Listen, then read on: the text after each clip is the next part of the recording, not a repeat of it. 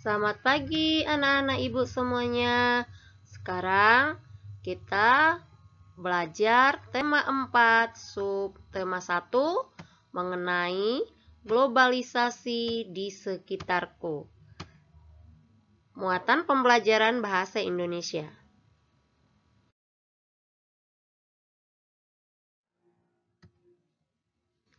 Sekarang kita masuk tentang teks eksplanasi. Teks eksplanasi adalah teks yang dibuat untuk menjelaskan proses terjadinya suatu fenomena atau peristiwa, baik fenomena alam maupun sosial secara ilmiah. Setiap fenomena memiliki hubungan sebab akibat. Dengan demikian, teks eksplanasi menjelaskan suatu fenomena yang berhubungan dengan kata tanya, mengapa, dan bagaimana. Sekarang kita masuk ke struktur teks eksplanasi. Yang pertama, pernyataan umum. Gambaran awal tentang apa yang disampaikan dengan sebuah pernyataan yang bersifat umum. Kedua, deretan penjelas atau sebab akibat berisi inti penjelasan apa yang disampaikan. Ketiga, interpretasi atau simpulan atau ulasan berisi pandangan atau simpulan penulis.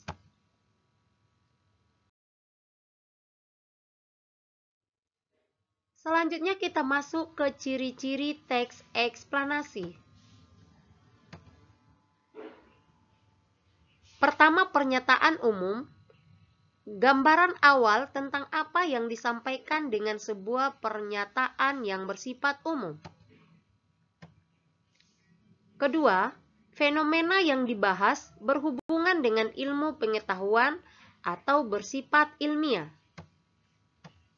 Ketiga, bersifat informatif dan tidak mempengaruhi pembaca.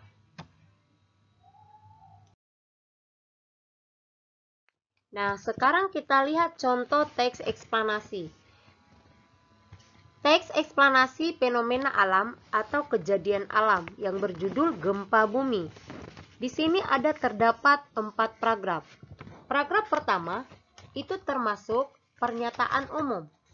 Pernyataan umum ini berisi gambaran awal atau biasanya definisi dari teks yang akan dibahas.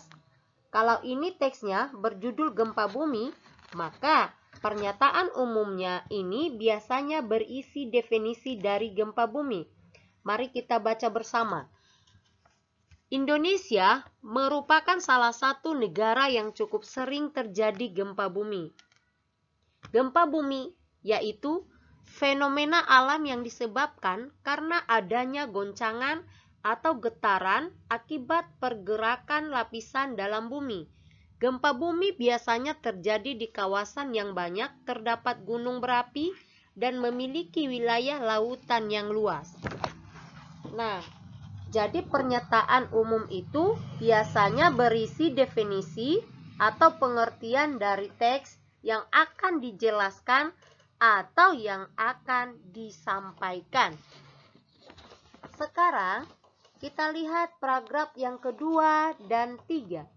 Paragraf kedua dan ketiga ini masuk dalam struktur deretan penjelas atau sebab akibat karena paragraf yang kedua dan ketiga ini berisi penjelasan atau isi dari teks eksplanasi tersebut. Mari kita baca bersama paragraf kedua. Pertama yang harus Anda ketahui terkait terjadinya gempa bumi adalah karena adanya pergeseran lempengan atau lapisan di dalam bumi atau letusan gunung berapi yang dahsyat. Dampak yang diakibatkan oleh gempa bumi juga sangat mengerikan. Gempa dengan kekuatan yang besar sanggup memporak-porandakan suatu daerah. Getaran dari gempa bumi dapat merambat ke segala arah untuk menghancurkan bangunan yang berada di permukaan bumi sehingga dapat menimbulkan kerugian materi bahkan korban jiwa. Ada dua jenis gempa berdasarkan faktor penyebabnya, yaitu gempa bumi tektonik akibat adanya pergeseran atau patahan di lempengan bumi dan gempa vulkanik akibat letusan gunung berapi. Jadi, paragraf yang kedua dan ketiga ini disebut deretan penjelas atau sebab akibat. Nah, sekarang kita lihat paragraf yang keempat. Di sini termasuk interpretasi atau simpulan atau ulasan. Karena berisi kesimpulan atau ulasan dari penulisnya. Kita baca bersama di paragraf keempat.